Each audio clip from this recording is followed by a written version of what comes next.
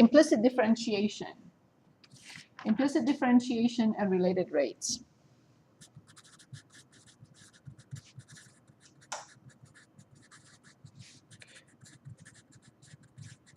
First, implicit differentiation, and then we'll come back to related rates. If I'm given a function like, let's say, y equals 2x plus 1 to the 5th power, I will differentiate this function and write 5, 2x plus 1 to the 4th times 2, the inner function prime. So this is 10, 2x plus 1 to the 4th. This is called direct differentiation. Direct. Why direct? Because I was given the function. The function was given to me, I simply differentiated and I got the derivative. And that's done.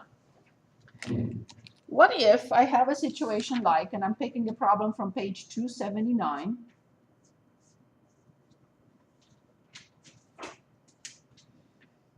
Let's say problem 15. Caught my eye. One more time, 279. And we have x squared plus 2xy equals 3y squared. The question is asking us to find dy over dx. Or, in other words, find y prime. We will not use this notation. It's not incorrect. We are not going to use this notation because it can get confusing. So when I'm asked to find dy over dx, the first thing that I realize is that I am told, indirectly if you want, that y is a function of x. Right?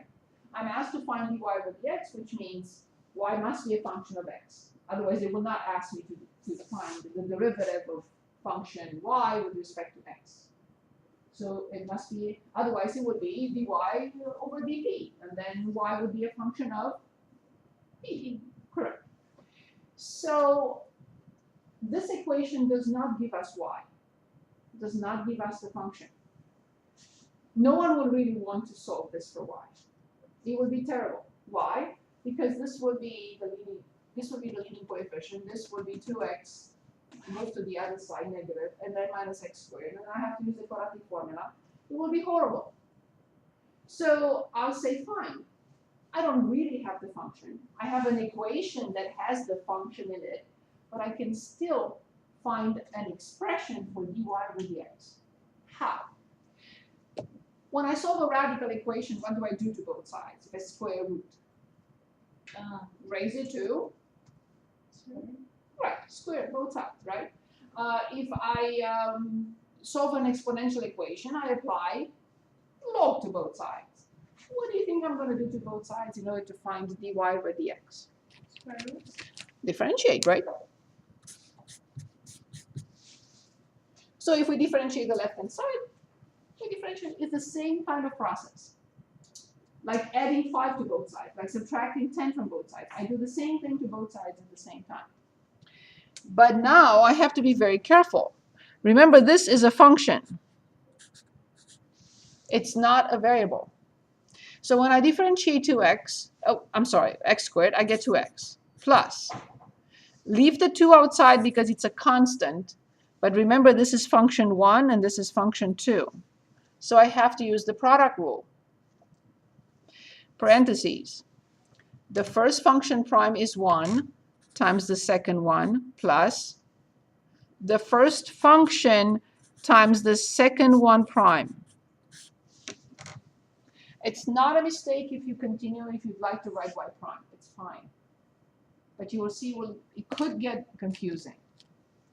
Now the equal symbol, how do I differentiate this? I bring down 2, multiply by 3, 6y times the inner function prime. From this equation, I will have to get the only variable that I'm interested in.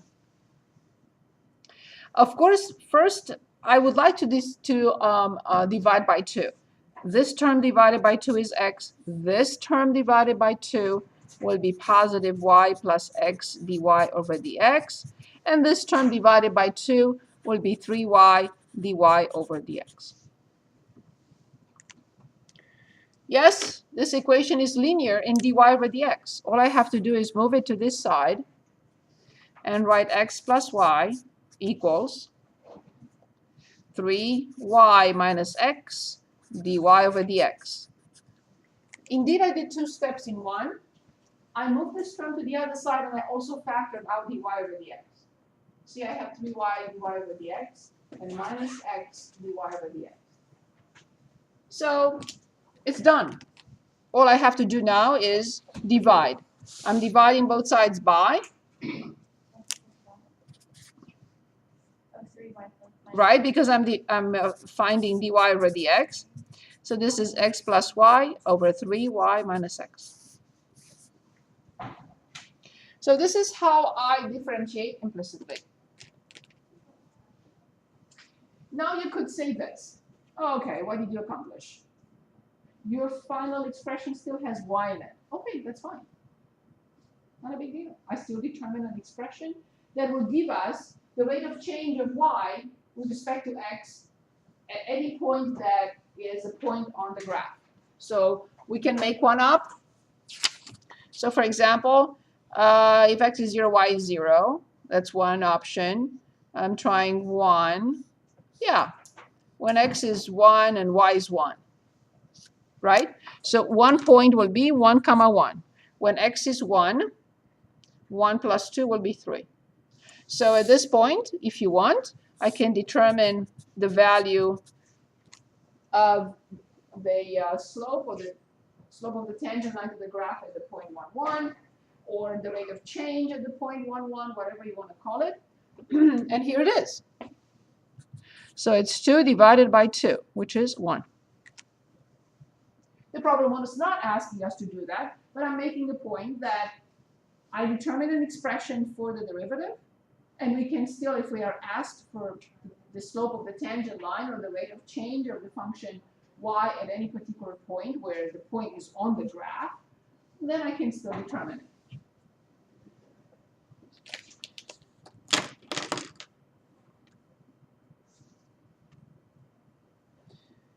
Okay, would you like another example? Or can we use this idea of implicit differentiation in word problems? Or you would like another example like this? Can you do another example? Yes, of course. Would you like to choose, or you want me to choose? You can choose. Okay.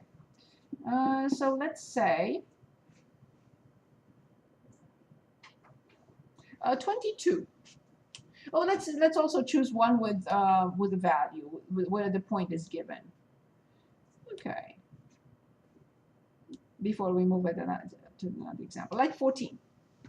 So in 14, same page, we have x squared y minus 2x cubed minus y cubed, and then plus 1, I think, yes, and equals 0. And the given point is, they say 2, negative 3.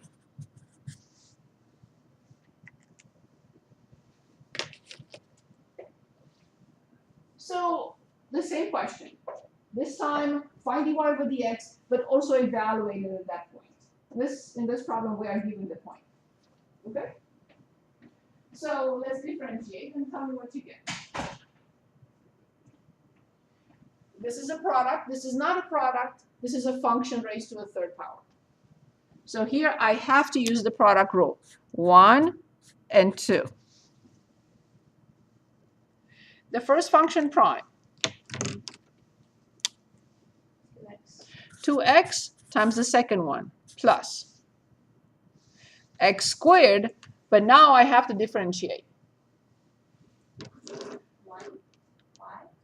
Y is a function of x.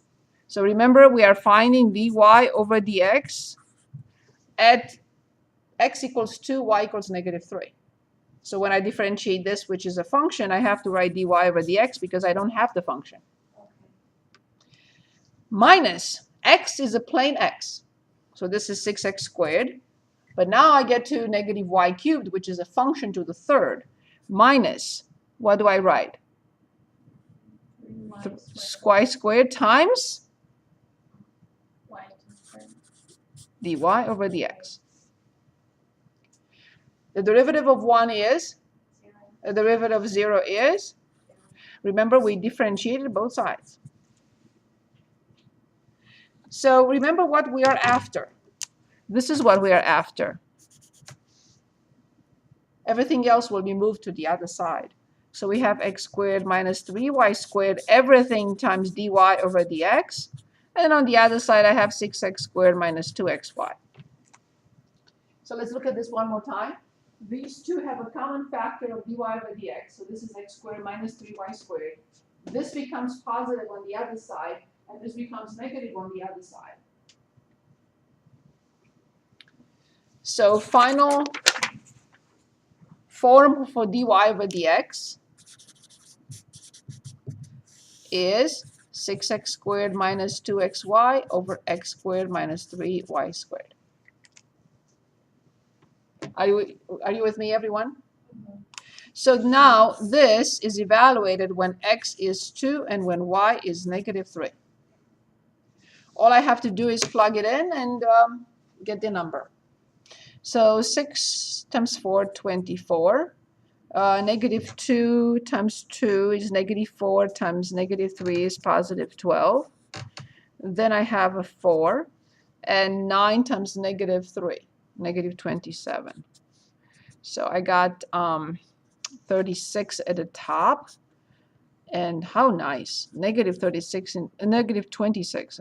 I'm sorry, I'm jumping, trying to negative 23. So yes, negative 23, yeah, that's it. I thought it was much nicer, but no chance. So 36 at the top and negative 23 in the denominator, and there is nothing else I can do here. Any questions before we look at our problem?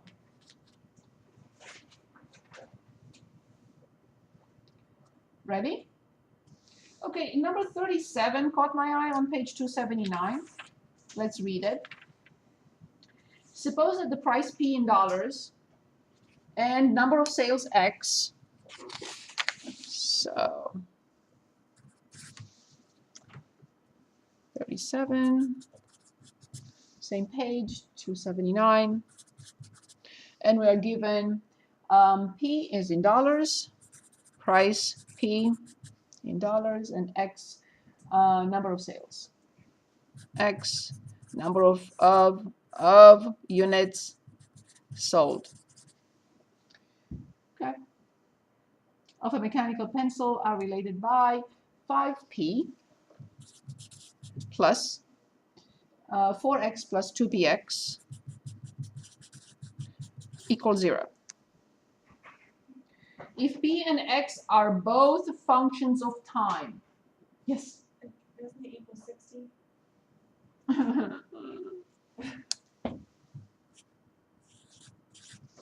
Thank you. Thank you so much. If P and X are both functions of time. So remember, P is a function of time and X is another function of time. You don't have to write this, but this should remind us that P and X are not variables. If P and X are both functions of time measured in days, the time is measured in days. Find the rate at which X is changing when find dx over dt. This is what we are asked.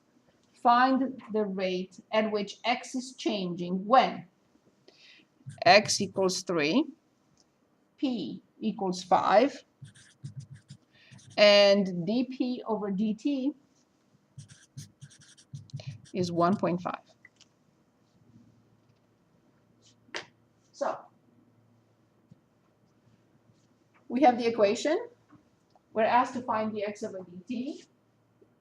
Yes, in this particular case, I can solve for x. I will never do it because I have a fraction to deal with, and there is no point. I can differentiate implicitly, the left-hand side and the right-hand side. Remember, p is not a variable, x is not a variable, p is not a variable, x is not a variable. They are functions. So when I differentiate 5p, I get 5 dp over dt.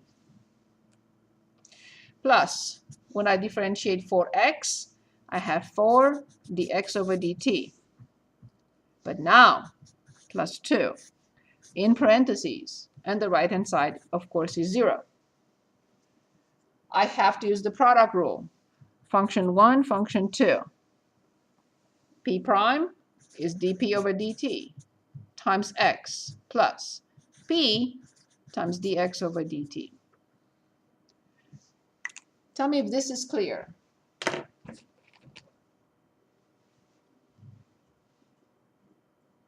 Is this okay?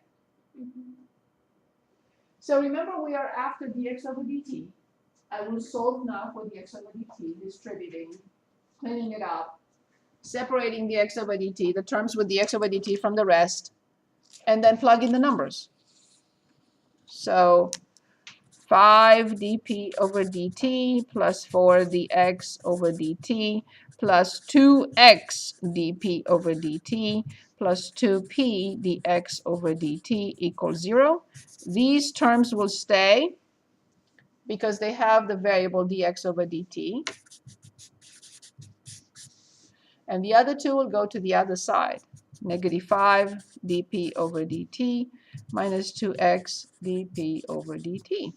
So this is 4 plus 2p. Just a lot of writing, but I think you understand what we're doing. Yes? Yes? So then dx over dt is this. Negative 5 dp over dt minus 2x dp over dt over 4 plus 2p. And finally, I'll say when x is 3 and p is 5 and dp over dt equals 1.5. All I need to do is just plug them in.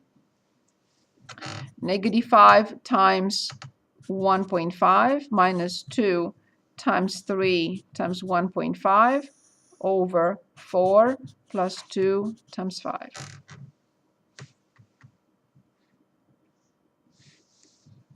Let's see what we get. Negative 7.5 minus, is it 8? 9, right? Over 14. Correct me if I'm wrong, please. So this is negative 16.5 divided by 14, if I'm not wrong. And when I divide 16.5 divided by 14, what do I get? I get 1.18.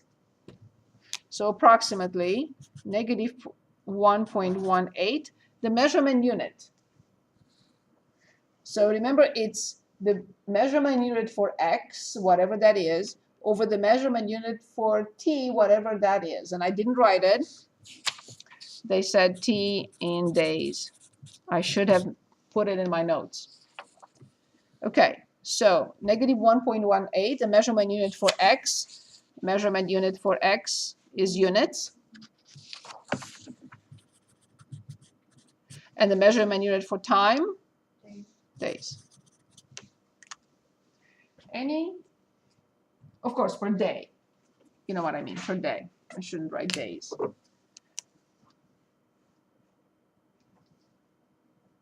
Good. Do we need more of the, like, for example, there's another problem with the change of revenue. Same idea.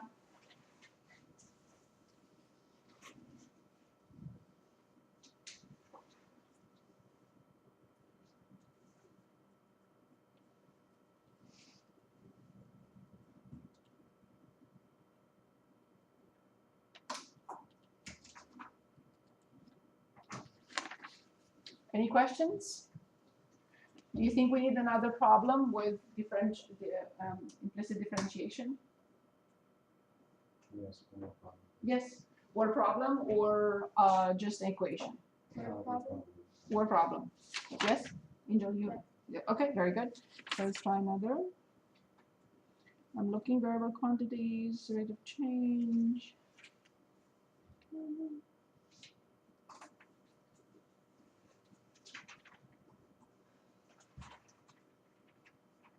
Okay, so this is a continuation actually of the same problem 37. Let's look at 38. They said X and P are defined in the same way as in the previous exercise. Find the rate at which the total revenue R equals XP, total revenue, is changing when X is 3, P is 5, and so on and so forth. All the information is the same. Find the rate of change of R. For the same point, everything the same.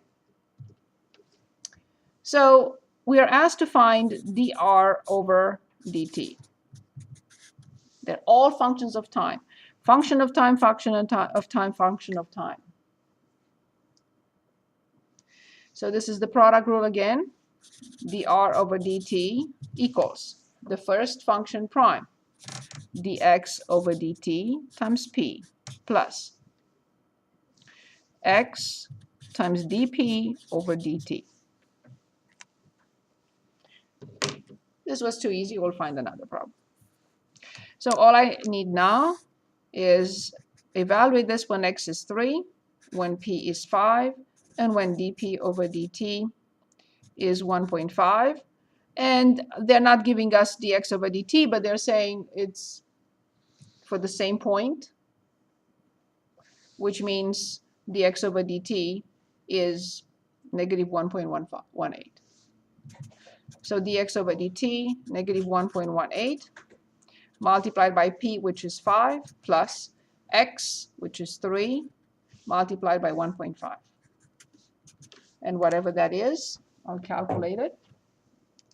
Negative 1.18 times 5 plus 3 times 1.5. I got negative 1.4.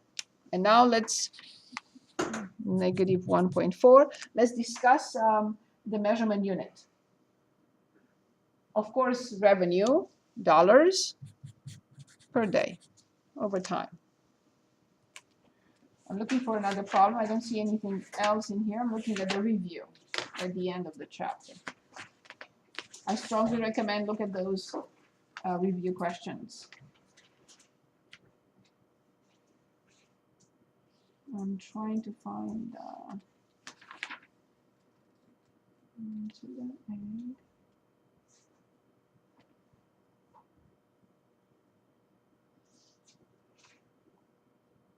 yes, 54.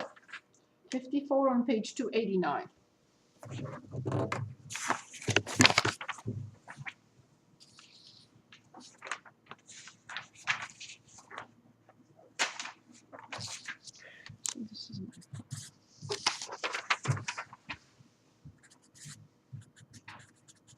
So this is from the end 289.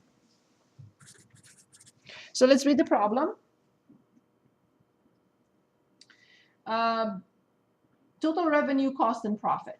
Find the rates of change with respect to time of total revenue, cost, and profit for. And we're given R of x equals to 120x minus 0.5x squared.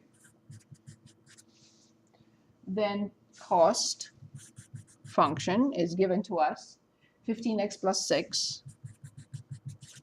The profit we have to determine, which is the revenue minus the cost. Oh, yes. Sorry. So the revenue is 120x minus 0.5x squared minus 15x and minus 6. In descending order, please. Negative 0.5x squared plus 105x minus 6. So we have the revenue, we have the cost, and now we have the profit. So find the rates of change with respect to time of total revenue, cost, and profit for, and we're given those. when x equals 100, when x equals 100, when dx over dt is 30, oops, over dt equals 30, and the measurement unit, units per day.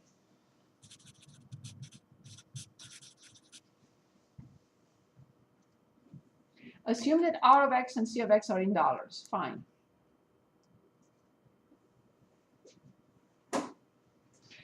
Good. So if we are given this information, what do we learn from here immediately?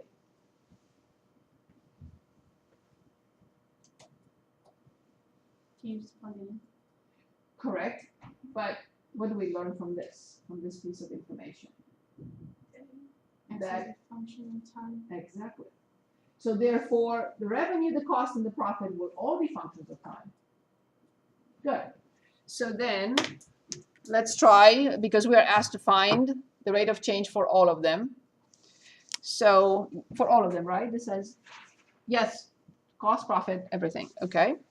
So dr over dt equals 120 times dx over dt minus 1x times dx over dt.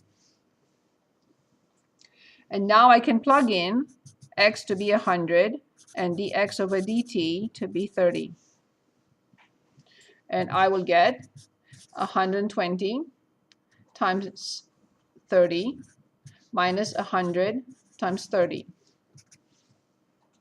So 120 minus 100, because this I can factor out, it's 20 times 30, 600. And this is dollars per day.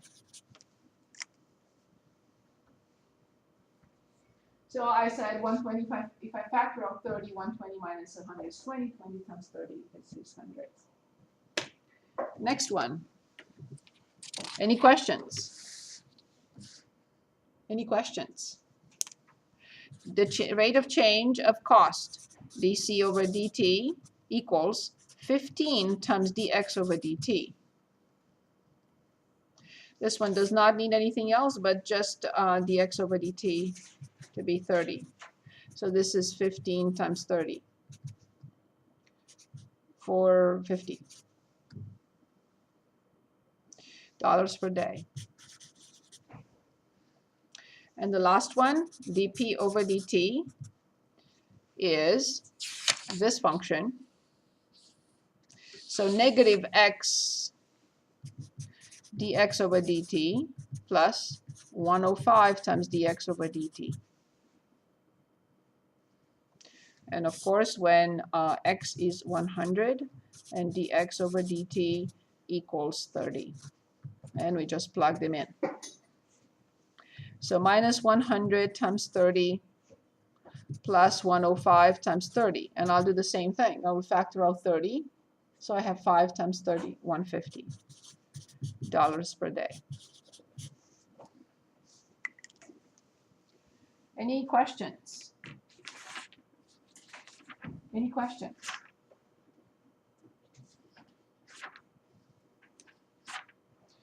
The last topic is a little bit more, I wouldn't say difficult. I would say we need to think a little bit more. And it's called related rates.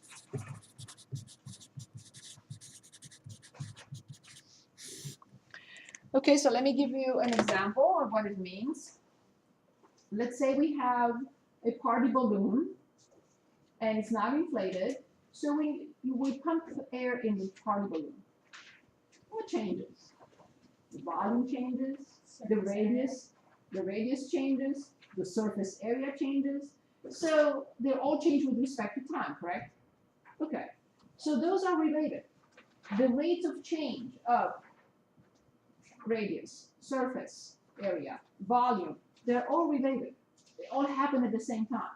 One triggers the other if you want, but not necessarily, I cannot really tell in what ratio, but I know that they are related because they happen at the same time.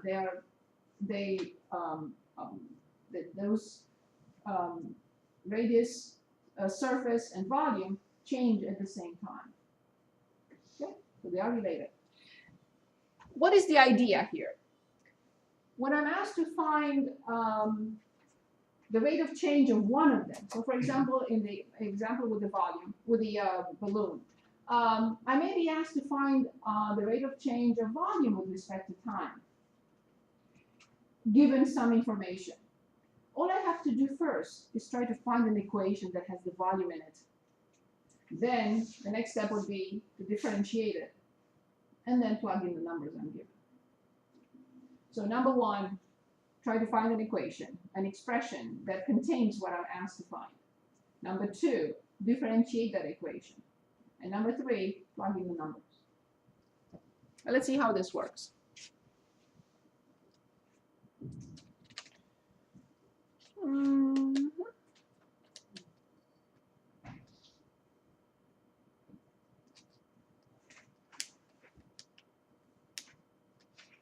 Yes. So let's start by looking at, since I mentioned volume, I see a problem on page 281 about the volume of a cantaloupe. Well, that is, yes, that is a sphere. Volume of a sphere is 4 pi over 3 r cubed. And let's see what they want with that. Problem 47 on page 281. Let's read the problem. The radius is growing at a rate of 0.7 centimeters per week. Is the R on the top line? R, radius.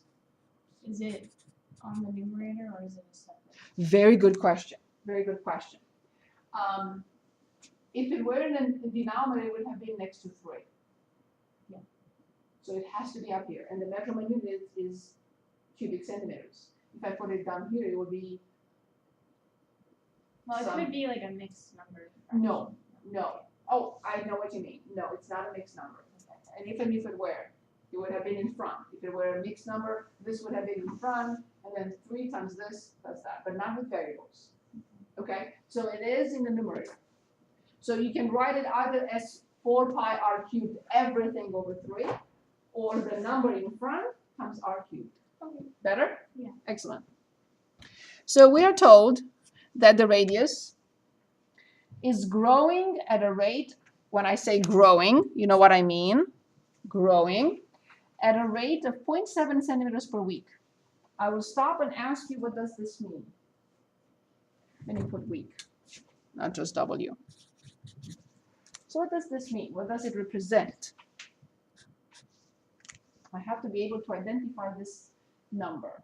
What does it say to us? It's the change of the radius Over. times is the average. Excellent. So this is dr over dt. Exactly. Excellent. Let's read on. At a time when the radius is 7.5 centimeters. When 7.5 centimeters. How fast is the volume changing at that moment? Let's identify what we're asked to find. How fast is the volume changing at that point? So the cantaloupe is growing, the radius is growing, of course the volume is growing. So what am I asked to find? The derivative of the B pi over 3r to the third. So you're saying the derivative of what? Volume of the sphere. dw dv, I want to say, divided by dt. I don't know why all of a sudden I put w. I meant just v. The derivative of the volume with respect to time when the radius is 7.5 centimeters and dr over dt is 0.7 centimeters per week. This is what I'm asked to do. However, I'm just making a point, don't erase anything. These only at the end. They don't mean anything to us right now. Why? Because I don't have a function that is the derivative of the volume yet. I can't plug this in because I don't have dv over dt yet. So now I have two things to keep in mind. The volume is given to us as the formula. There are two functions in there. The volume is a function of time, and the radius is a function of time. So let's copy the volume. So V equals 4 pi over 3 times r cubed. I have the relationship that connects what is given to me to what is not given to me, and I have to determine. But not the V, I need the rate of change. I need to find the rate of change of the volume with respect to time when blah, blah, blah is given. So what do I do? Plug in 7. I can't. Only at the end. I need to find this function first. How do I find this function? What do I do to this equation to find this function? Differentiate both sides implicitly. However, this is given to us directly, but good. What is the left-hand side then? V over dt, very good. The right-hand side is 4 pi over 3 times 3 times r squared. times. It's not a variable, it's a function. Which will be So this is a function to the third power prime, which is 3 times f to the second power times the function prime. so dr over dt. Exactly. I will simplify. And now I have everything I need. So this is 4 pi r squared dr over dt. And now, yes, I can say when r is 7.5 and when dr over dt is 0.7 centimeters per week. So this is 4 pi 7.5 squared times 0.7. Before we write the answer, which is putting it in a calculator, can anyone give us the measurement units? Careful. The measurement, the answer has to have two measurement units. One coming from the top and one coming from the bottom. Centimeters per week. Careful. What do we measure volume in? Cube. Cube. Exactly. It's the rate of change of volume with respect to time. Since the time is measured in weeks and the volume is measured in cubic centimeters. So now I plug in the numbers in here. So I have 4 times pi times 7.5 squared and times 0.7.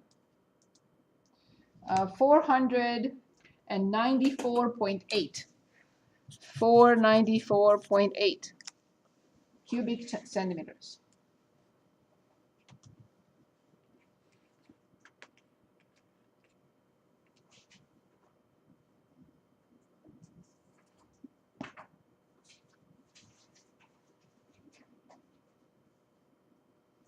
Any questions? Any questions? Does that seem fast? Say it again. Does that seem fast? So we have to think in how big a centimeter cube is. It's not a lot, but that's the rate of change per week. Let's look at. I'm looking at the review and back to see if I can find another problem here. If not, I would like to ask you if you need more problems, and if not, I'd like to start reviewing this chapter with some problems from the end of the chapter. Yes or no?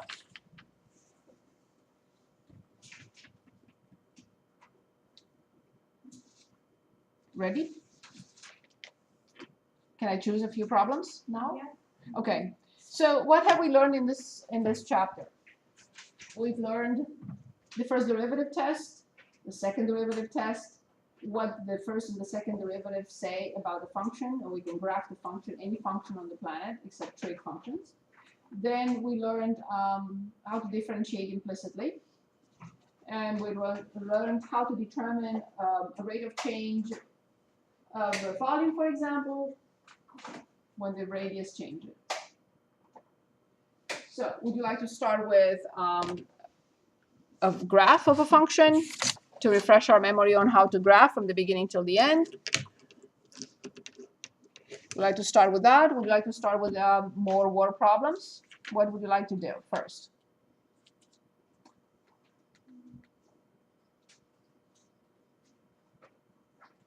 What page are we on? We're on page 289. I'm looking at several problems 289. When we start reviewing for the entire test, of